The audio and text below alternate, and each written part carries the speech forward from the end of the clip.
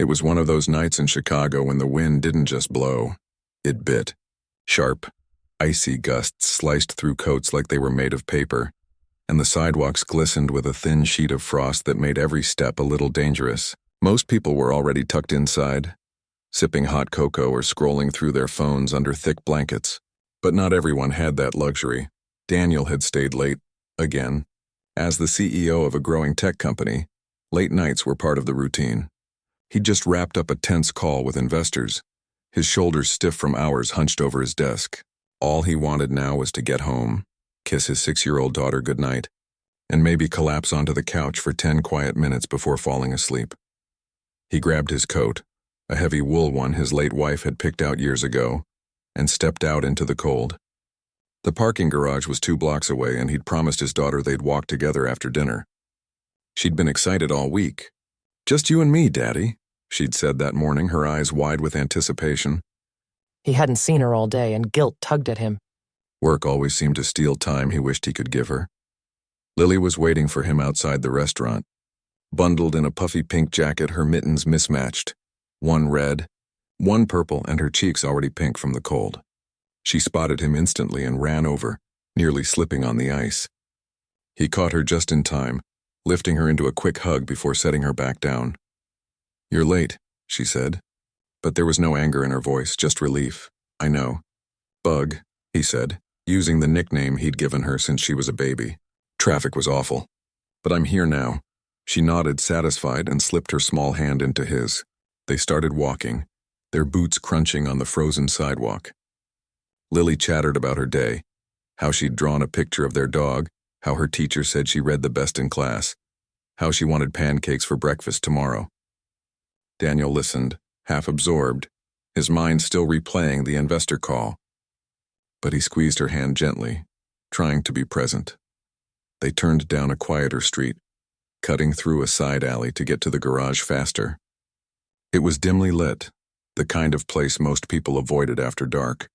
Trash bins lined the walls, and the air smelled faintly of old food and wet cardboard. Daniel tightened his grip on Lily's hand, ready to hurry through. But then she stopped. "Daddy?" she whispered, tugging his sleeve. He turned, expecting her to point at a stray cat or a shiny piece of trash. Instead, her eyes were fixed on a shadow near a dumpster. There, curled against the brick wall, was a young woman. She couldn't have been much older than 25. Her clothes were thin, a faded hoodie over a t-shirt, jeans with holes at the knees, and she was wrapped in a threadbare blanket that looked like it had seen better days. In her arms she held a baby, swaddled in layers of mismatched fabric, a flannel shirt, a grocery bag, even a piece of cardboard tucked around the tiny body. The woman's eyes were closed, her head drooping with exhaustion. But the baby, barely bigger than a loaf of bread, was awake, staring up with wide, glassy eyes. His lips were slightly blue. Lily gasped. "Daddy, her baby is freezing." Her voice cracked with urgency, like she'd just seen something impossible. Daniel froze. His first instinct was caution. "Don't get involved. Keep walking. Call someone else." He'd been taught that. Stay safe, mind your business, don't invite trouble. He was a single dad. He had responsibilities. He couldn't afford risks. But then he looked again. The baby's breath came in shallow puffs, visible in the cold air. The mother stirred slightly, pulling the blanket tighter, but it was clear it wasn't enough. Her hands were red and raw, her hair matted from days without washing. She looked like she hadn't slept in weeks, and Lily, his sweet, stubborn, big-hearted Lily, was already stepping forward. "Wait," Daniel said softly, catching her arm. But she turned to him, her eyes pleading. "Daddy, please." "Look at him. He's so small." Something in her voice broke through the wall of his hesitation. He thought of his own daughter at that age, how fragile she'd been, how he'd stayed up nights just watching her breathe, how terrified he'd been the first time she had a fever. He took a deep breath, the cold air stinging his lungs, and walked toward them. "Hey," he said gently, stopping a few feet away. "Are you okay?" The woman's eyes snapped open. Fear flashed across her face, and she pulled the baby closer, shielding him with her body. She didn't speak, just stared at him with a mix of exhaustion and wariness. "I'm not going to hurt you," Daniel said, keeping his voice low and calm. "My daughter. She's worried about your baby." Lily stepped up beside him, holding out her mittened hand like an offering. "Hi," she said shyly. "I'm Lily." The woman blinked, surprised. After a long pause, she whispered, "Maria." "I'm Daniel," he said. "This is really cold out. Do you have somewhere warm to go?" Maria shook her head slowly. "Shelter's full," she murmured. "They turned me away. Said no room for babies after 8. Daniel's stomach dropped.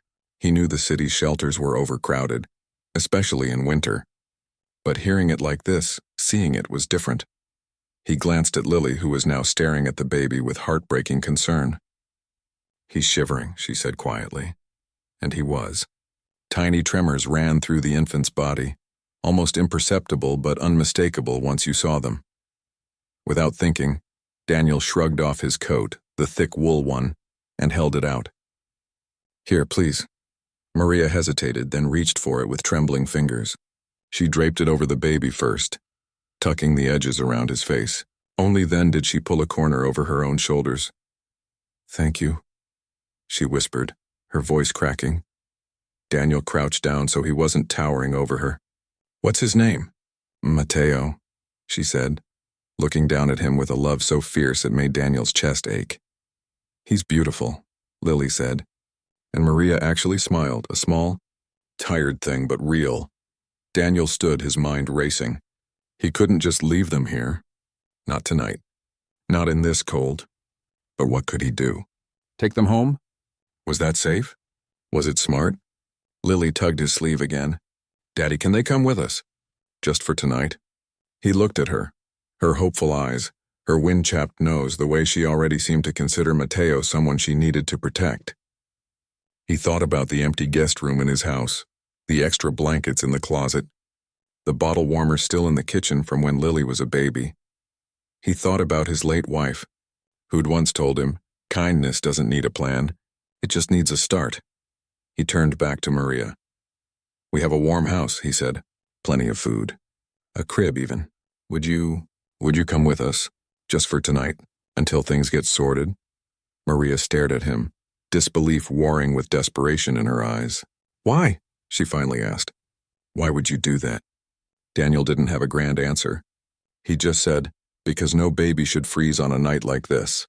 After a long silence, she nodded. Daniel helped her stand. She was unsteady, weak from hunger and cold, and gently took the diaper bag slung over her shoulder. Lily walked beside Maria, chattering softly about her room, her toys, how she had a nightlight shaped like a moon. As they walked toward the car, Daniel kept glancing back at Mateo, now wrapped snugly in his coat. The baby's breathing seemed deeper already, less frantic. At the car, Daniel opened the back door and helped Maria in. She buckled Mateo into the car seat Daniel kept for Lily's friends, her hands shaking but determined. Lily climbed in beside her, reaching over to gently touch Mateo's cheek. "He's warm now," she whispered. Daniel got in the driver's seat, his heart pounding. Not from fear, but from something else. Something like purpose. As he started the engine and turned on the heat, he caught Maria's reflection in the rearview mirror. She was crying silently, tears streaming down her face, but she was holding Mateo close, whispering to him in Spanish. Lily leaned her head against the window, watching the city lights blur past. "Daddy?" she asked after a while. "Yeah, Bug. Do you think Mateo likes pancakes too?" Daniel smiled, despite everything. "I think he'll love them." And as he drove through the quiet, frozen streets toward home, he realized something. He hadn't just rescued them.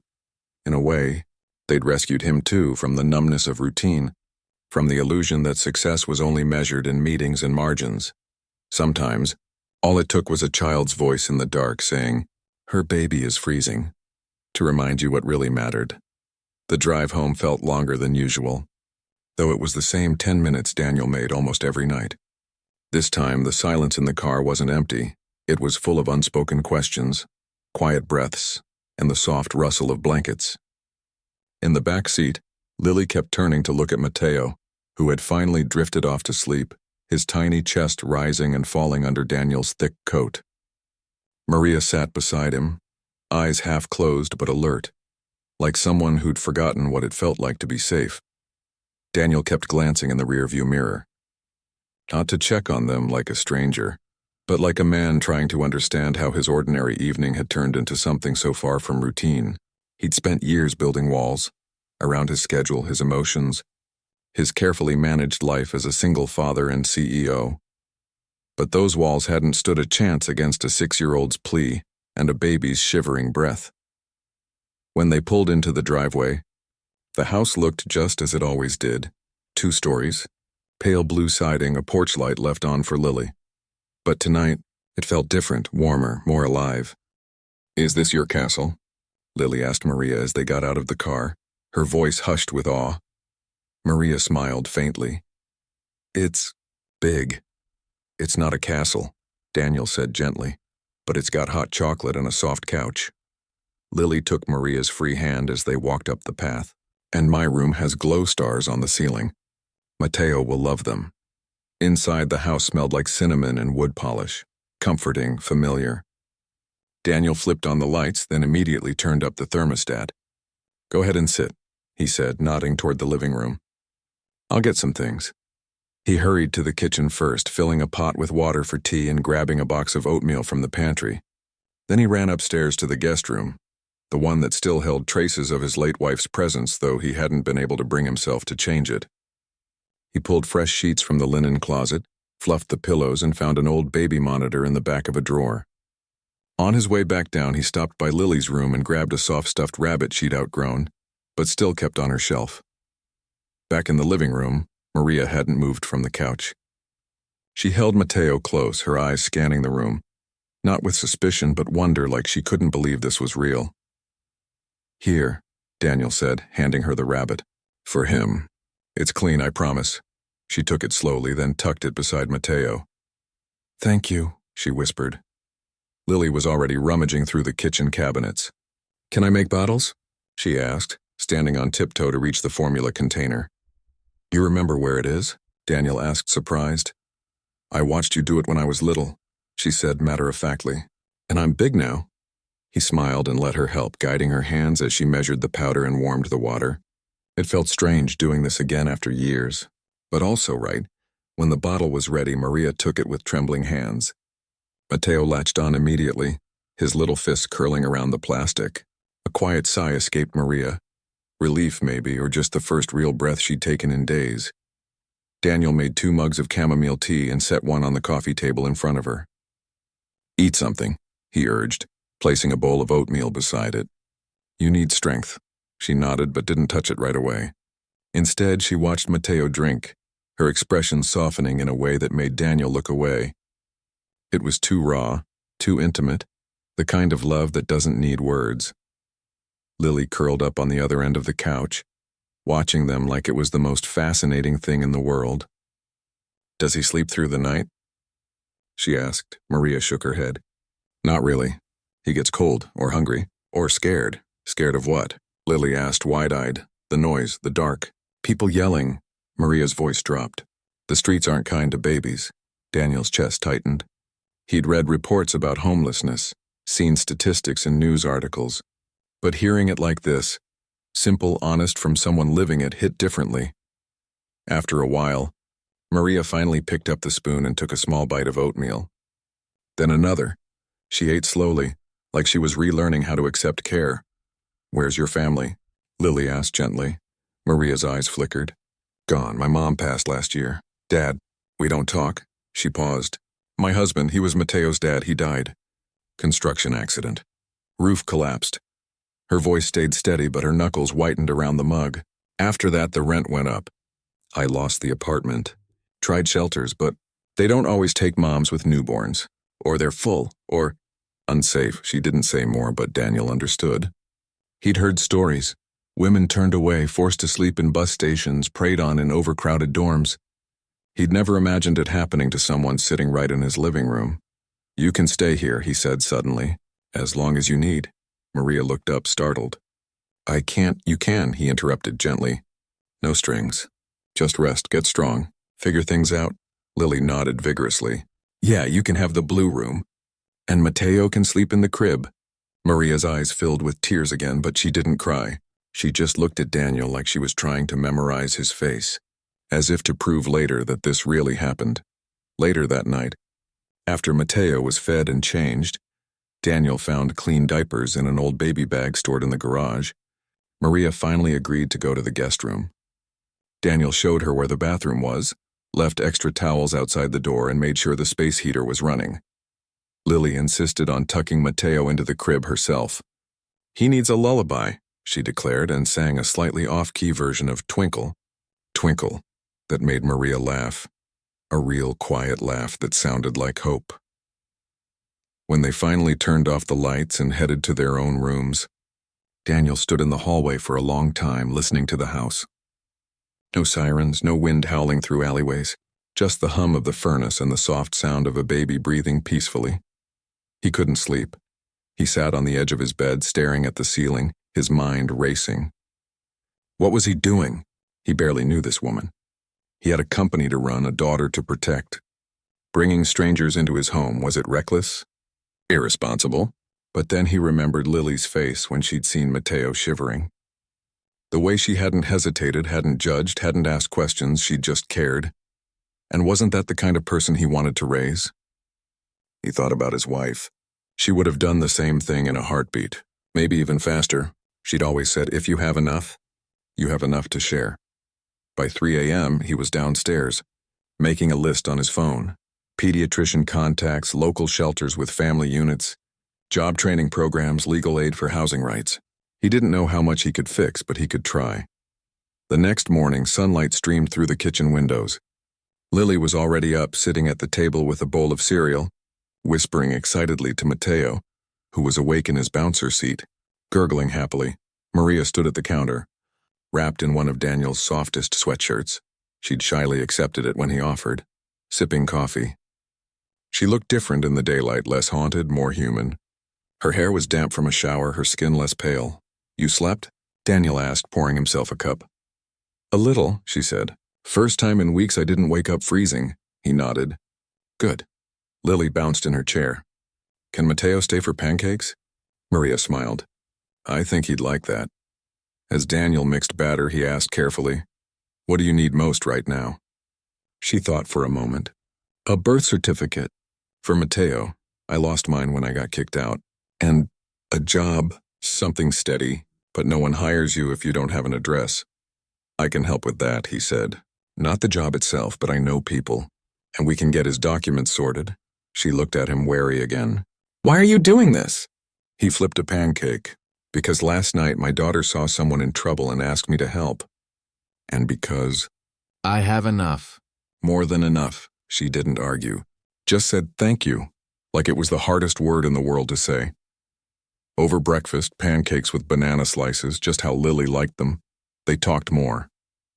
Maria shared how she'd worked as a cashier before her husband died, how she'd tried to go back after Mateo was born, but the hours didn't work with childcare, how she'd sold her phone, then her winter coat just to buy formula. Daniel listened without interrupting. No advice, no you should have. Just presence. After breakfast, he called his housekeeper, Rosa, who'd worked for the family for years. "Rosa," he said, "I have a guest staying with us, a young mom and her baby. Could you maybe help with laundry and maybe show her around the kitchen?" Rosa didn't ask questions. "Of course, mijo. I'll be there by 10. When Rosa arrived, she took one look at Maria and pulled her into a hug. "Ay, mija," she murmured. "You're safe now." Something in Maria's shoulders relaxed. That afternoon, Daniel made calls. He reached out to a nonprofit he'd donated to before, Home First, that specialized in helping homeless families. He explained the situation without giving names, just facts. Within hours, a caseworker agreed to meet them the next day. He also called his assistant and rescheduled his morning meetings.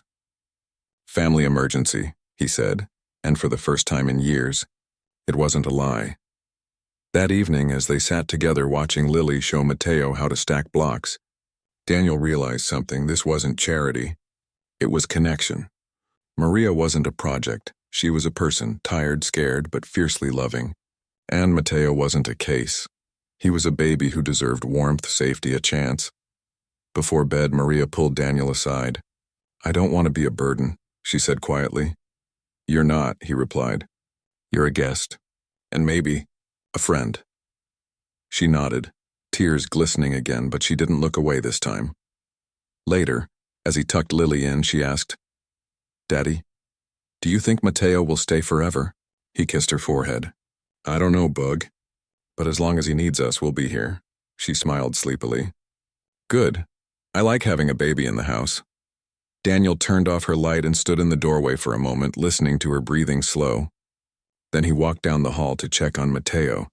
Maria was sitting in the rocking chair, humming softly, her hand resting on his belly. She looked up and whispered, "He's perfect, isn't he?" Daniel nodded. "Yeah, he is." And in that quiet moment, surrounded by the soft sounds of a home that had opened its doors and its heart, he knew he'd made the right choice. Not because it was easy, but because it was human. Weeks passed and the house settled into a new kind of rhythm.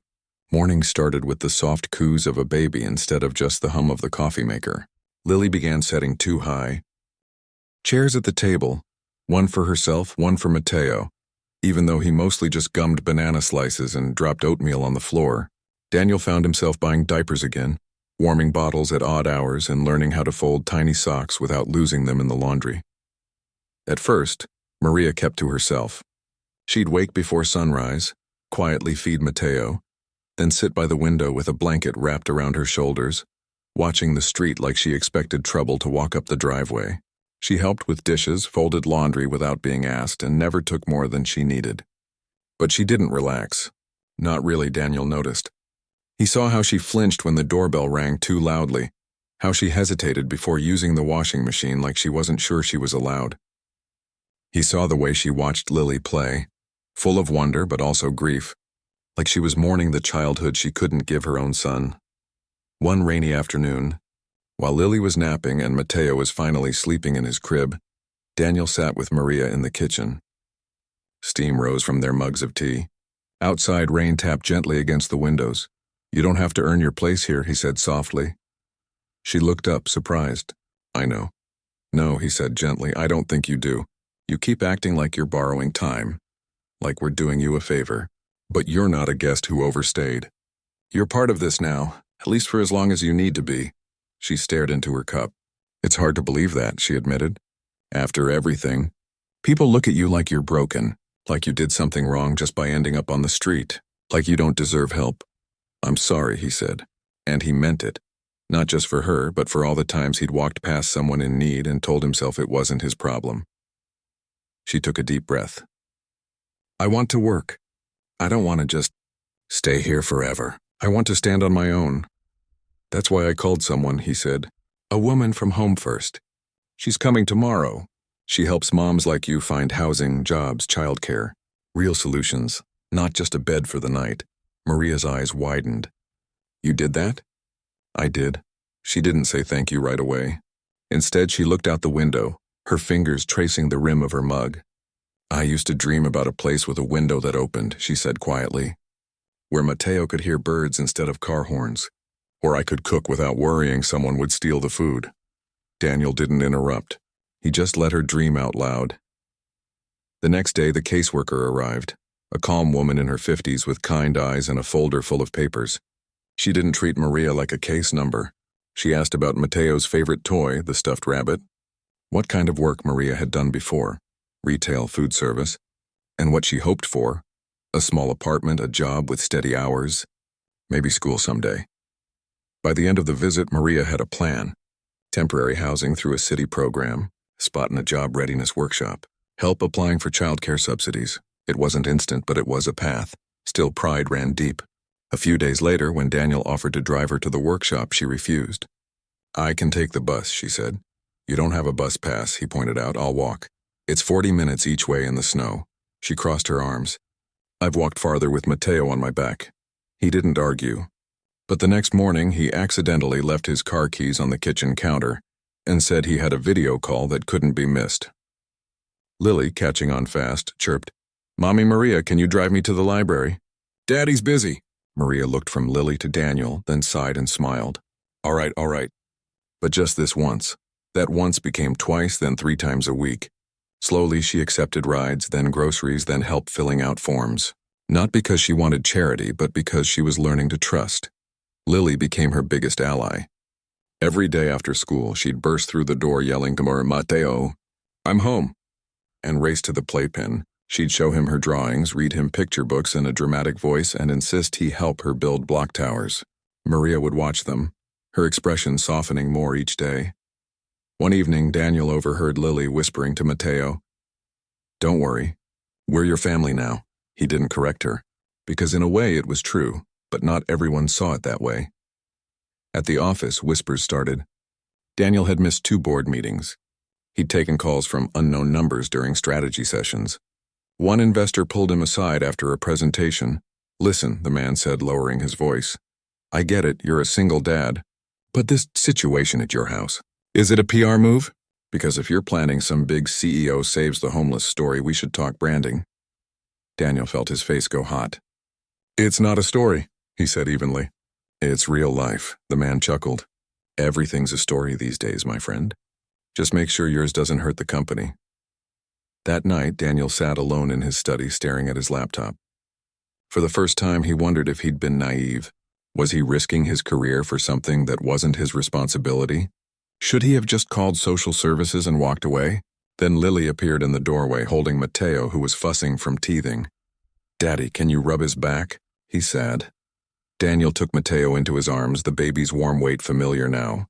He rubbed slow circles on his back, humming an old lullaby his wife used to sing. Lily climbed onto his lap. "Are you sad too?" He kissed the top of her head. "Just thinking. About work?" "Yeah. Is work more important than us?" The question hit him like a punch. "No," he said quickly. "Never." "Good," she said, snuggling in. "Because Mateo needs you. And I need you. And Mommy Maria cries when you're gone too long." He hadn't known that, but it made sense. The next morning, he called a team meeting. Not about profits or product launches, but about people. "I've been thinking," he told his leadership team, "about what our company stands for. We talk about innovation, efficiency, growth, but what about compassion? What if success isn't just about numbers, but about how we lift others up?" Some looked confused. Others nodded slowly. One young manager said, "My sister was homeless for a while. No one helped her." Daniel took a breath. "I want us to do more. Not just donate money, but create real change. Maybe start a program that helps families like the one I've met. Housing support, job training, childcare partnerships." It wasn't a polished pitch, but it was honest. Back at home, Maria was struggling with something else. The workshop required her to leave Mateo for 3 hours, 3 days a week. She'd arranged for a licensed in-home sitter through the program. But the morning of the first session, she stood frozen by the door, Mateo in her arms, tears in her eyes. "What if something happens?" she whispered to Daniel. "What if he cries and I'm not there?" "He'll be okay," Daniel said gently. "And you'll be back before lunch. Lily and I will check on him every 10 minutes. Lily popped up beside her. "I'll give him extra hugs." "And show him your picture." Maria took a shaky breath. Then she kissed Mateo's forehead, handed him to the sitter, and walked out the door. Her first step toward independence. She came back 2 hours later, eyes bright. "I learned how to write a resume," she said. "And they said I can interview for a job at the community center next week." That night, for the first time, she laughed during dinner. A real, full laugh. When Lily tried to feed Mateo a pea and it shot across the table. Days turned into a month. Maria got the job, part-time at a neighborhood center that offered parenting classes and food support. It paid little, but it was steady, and it came with benefits, including access to subsidized housing.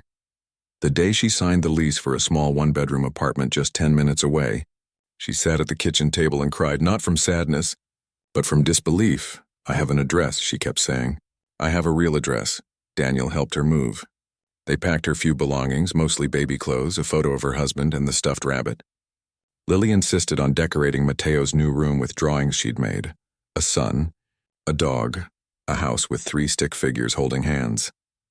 On moving day, Maria stood in the empty living room of Daniel's house, looking around like she was memorizing every corner.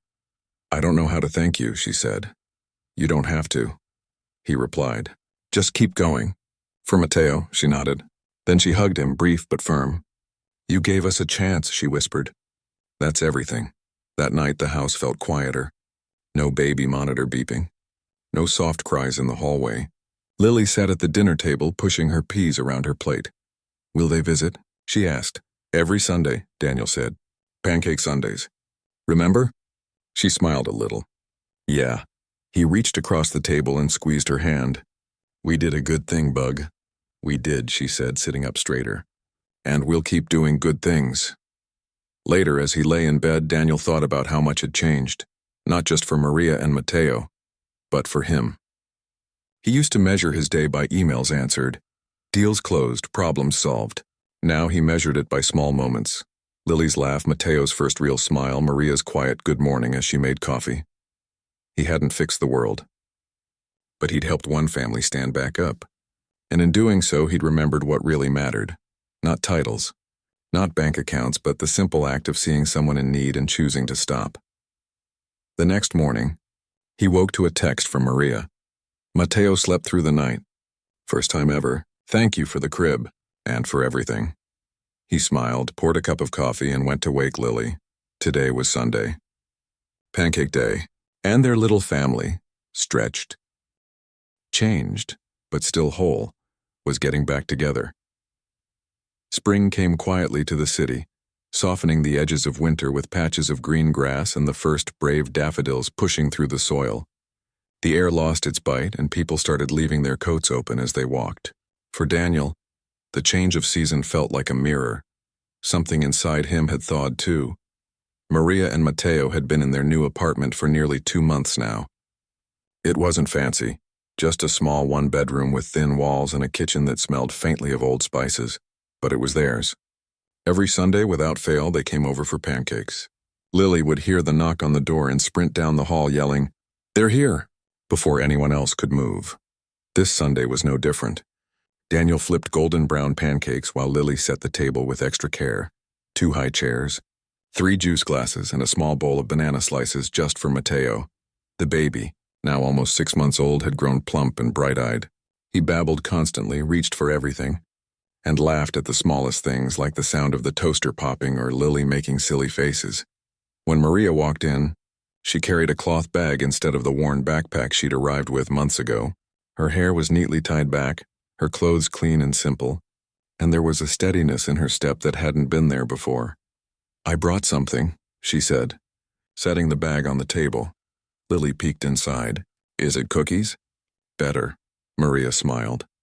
She pulled out a quilt, hand-stitched, made of soft cotton squares in gentle blues, yellows, and creams. In the center was a patch with 2 stick figures holding hands under a sun, and in tiny embroidery, for Lily and Mateo, always warm. Lily gasped. Did you make this? Maria nodded. Every night after Mateo fell asleep. It took a while, but I wanted to give something back. Daniel ran his fingers over the stitching. It wasn't perfect, some seams were crooked, a few threads loose, but it was full of love. It's beautiful, he said, his voice thick. It's for your bed, Lily told Mateo, draping it over his lap. So you never get cold again. Mateo grabbed a corner and gummed it happily. Over breakfast, Maria shared news. She'd been promoted at the community center.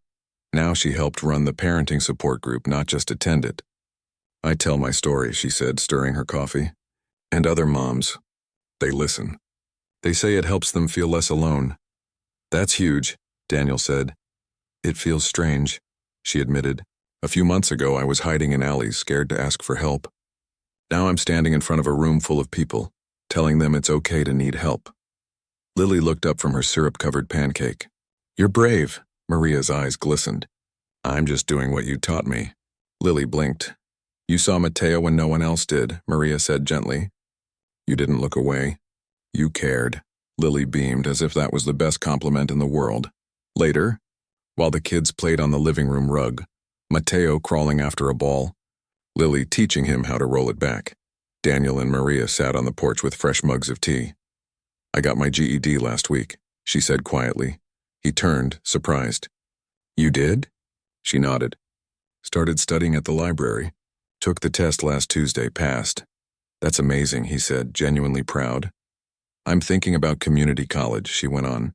Early childhood education. I want to work with kids, really help them, you know? Not just hand out diapers, but be there for them like someone should have been for me. Daniel didn't say anything for a moment. He just watched her. This woman who'd been sleeping on concrete not long ago, now planning a future with textbooks and classrooms and purpose. "You're going to be great at that," he finally said. She smiled, but then her expression turned serious.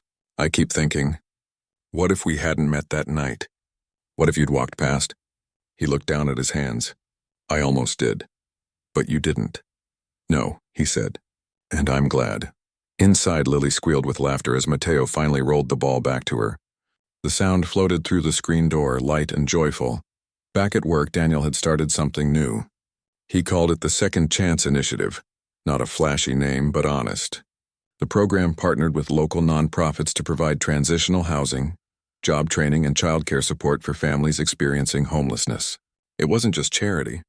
It was investment. He hired a small team to run it, gave it real funding, and made sure it reported directly to him. At first, some board members were skeptical.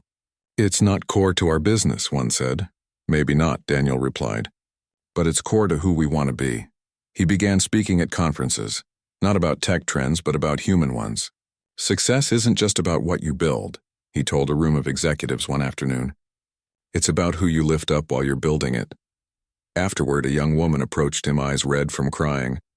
"My brother's been on the streets for a year," she said. "No one will help him because he's a man."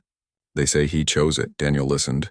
Then he gave her the number for a shelter that took men and connected her with a caseworker through his program. "No one chooses to be homeless," he told her. "They just run out of options."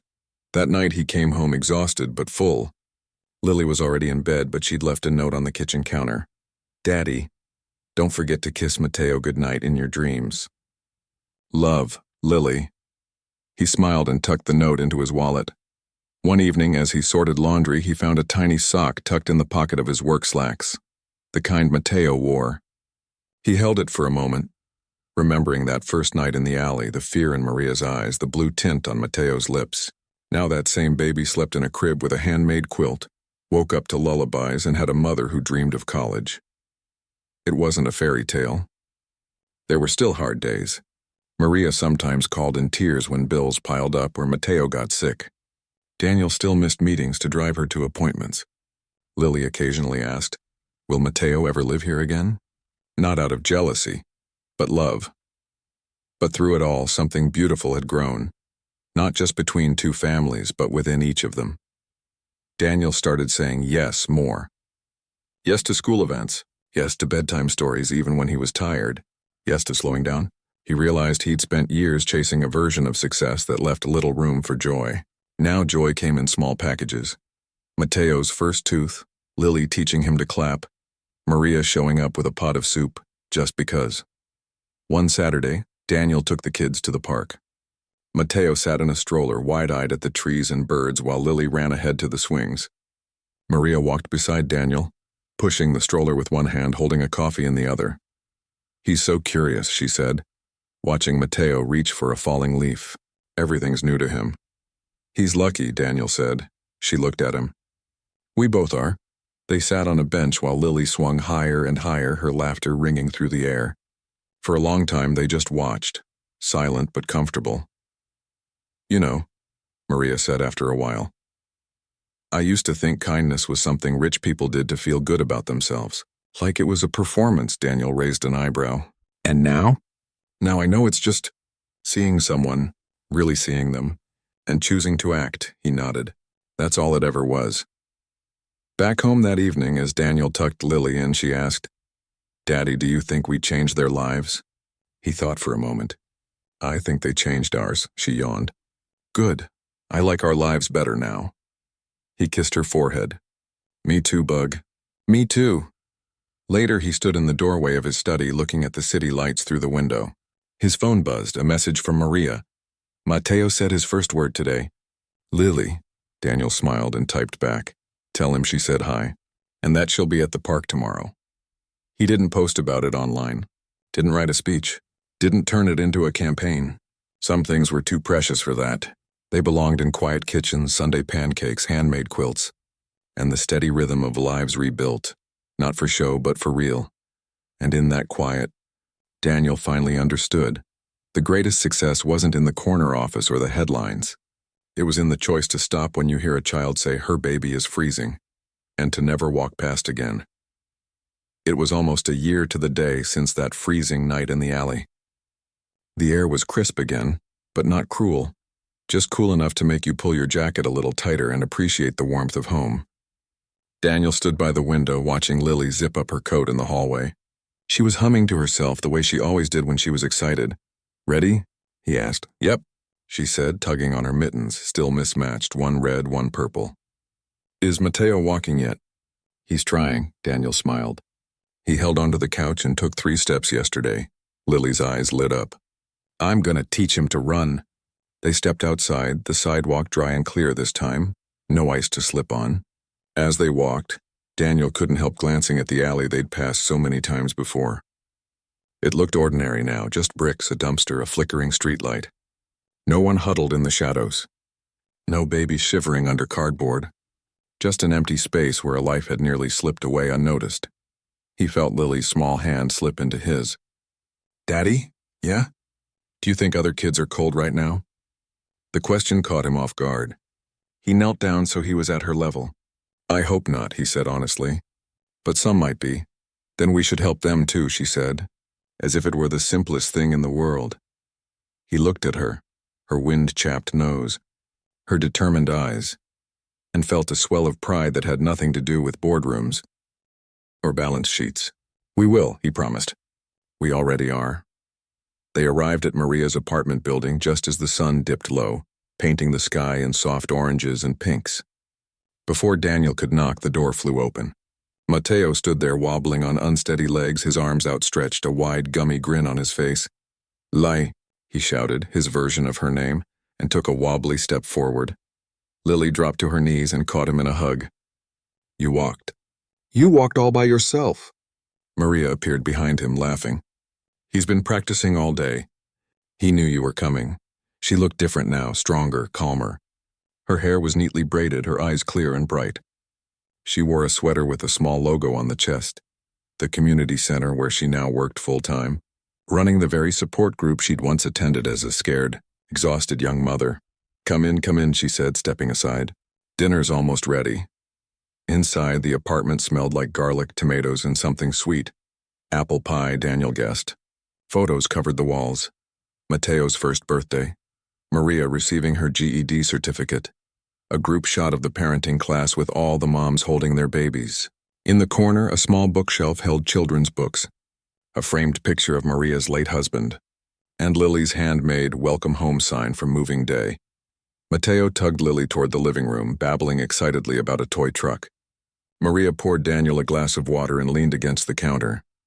"He started saying dada last week," she said quietly, a bittersweet smile on her lips. "Not my husband, but the idea of him, I think." Daniel nodded. "He knows he's loved." "That's what matters." She looked at him, her expression softening. "You know, I started something new." "Oh?" "A support group. Just for young moms who've been through what I went through. We meet twice a week. Share meals, watch the kids play, talk about housing, jobs, school, whatever they need. That's incredible. It's not much," she said, but her eyes sparkled. "But it's something. And when I tell my story, the alley, the coat, Lily's voice, I see hope in their eyes. Like maybe someone will see them too." Daniel felt a lump in his throat. "You're doing important work." "I'm just paying it forward," she said simply. Dinner was loud and joyful. Mateo smeared mashed potatoes on his cheeks. Lily told a long story about her school play, and Maria laughed so hard she nearly spilled her tea. Afterward, while the kids played on the rug with blocks, Daniel helped Maria clear the table. "You've built a good life," he said. "I had help," she replied, drying a plate. "From you, from Lily, from people who didn't look away." He thought about that, how easy it would have been to keep walking that night. How many others had done exactly that? Later, as they prepared to leave, Maria handed Daniel a small envelope. "Don't open it now," she said. "Wait till you get home." In the car, Lily was half asleep, her head leaning against the window. Mateo's little handprint, painted in blue, was on a card tucked in her pocket, a gift from their playtime. When they got home, Daniel opened the envelope. Inside was a photo. It showed Maria and Mateo standing in front of their apartment building, sunlight on their faces, both smiling. On the back, in neat handwriting, it read, "Because you stopped. Thank you for seeing us." He taped it to the fridge, right next to Lily's latest drawing, a house with 4 stick figures holding hands under a big yellow sun. Over the next few weeks, word of their story began to spread, not through press releases or viral videos, but through quiet conversations. A neighbor mentioned it to a local reporter. A teacher at Lily's school shared it at a parent meeting. Someone from the community center posted about Maria's support group on social media, tagging Daniel's company. Soon, messages started coming in, not from news outlets looking for drama, but from real people. A nurse who wanted to volunteer childcare hours, a retired teacher offering free GED tutoring, a small business owner donating winter coats. Daniel didn't seek the attention, but he didn't hide from it either. He used the platform, not to boast, but to point others toward help. If you want to do something, he'd say in interviews, don't wait for a CEO to lead the way. Start where you are. See someone. Help one person. That's how change begins. At work, the Second Chance initiative grew. It wasn't just funding anymore. It was mentorship, job placements, partnerships with landlords willing to give families a chance. Daniel made sure every employee got paid time off to volunteer. Compassion isn't extra, he told his team. It's essential. But the real magic still happened at home. One rainy afternoon, Lily came home from school with a backpack full of papers. We're doing a project, she announced, about people who help others. Daniel helped her set up a poster board on the kitchen table. She drew a picture of the alley, then the house, then Maria's apartment. In big letters at the top, she wrote, kindness starts with one word. What word? Daniel asked. Stop, she said seriously. Because if Daddy hadn't stopped, Mateo might still be cold. He hugged her tight, his eyes stinging. That night, as he tucked her in, she asked, Daddy, do you think we'll always be family? He thought about it. Not the kind on paper, he said gently, but the kind that shows up, that cares, that stays. Yeah, Bug, I think we will. She smiled and closed her eyes. Good. Months passed. Seasons turned again. Mateo turned one, then started talking in full sentences. Maria enrolled in community college studying early childhood development. Lily made the honor roll and started saving her allowance to buy Mateo a bike someday. And Daniel? He still ran his company, but he ran it differently, slower, more humanely. He left the office on time more often, said no to meetings that could wait, took weekends off unless it was truly urgent. One evening, as he sat on the porch with a cup of tea, Lily came out and sat beside him.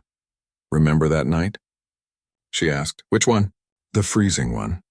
When we found Mateo, he smiled. How could I forget? She leaned her head on his shoulder. I'm glad I said something. Me too, he said softly. You saved him, you know. No, she said, shaking her head. We all did, together, and that was the truth. The story never became a movie. There were no headlines screaming, CEO saves homeless mother. No viral fame, but in their corner of the city, in quiet kitchens and Sunday dinners and support group circles, it lived on, not as a rescue, but as a reminder that no one is invisible if someone chooses to look, that no child should freeze while others stay warm. That kindness doesn't need a stage, it just needs a start. And sometimes, that start is as simple as a 6-year-old's voice in the dark saying, Daddy, her baby is freezing. Daniel looked out at the quiet street, the lights in neighbors' windows glowing like tiny promises. Somewhere out there, another family might be struggling. Another child might be cold, but now he knew what to do. He'd stop, he'd see them, and he'd never walk past again.